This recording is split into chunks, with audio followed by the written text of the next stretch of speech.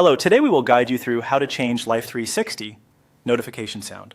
If you want your Life360 alerts to use a different sound, this is usually handled through your phone's sound settings.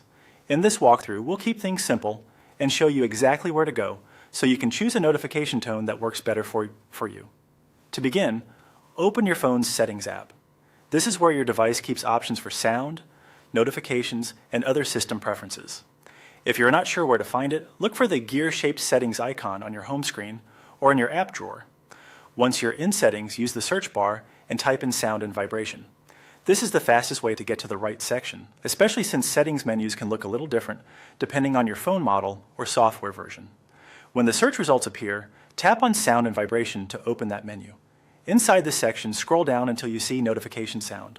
This option controls the sound your phone uses for incoming notifications. Since Life360 notifications often follow your phone's notification sound settings, this is the place where you can make the change. Take your time here and make sure you tap the notification sound option, not ringtone or alarm, since those control different types of alerts. After opening notification sound, you'll see a list of available tones on your device. Select Sample Sound.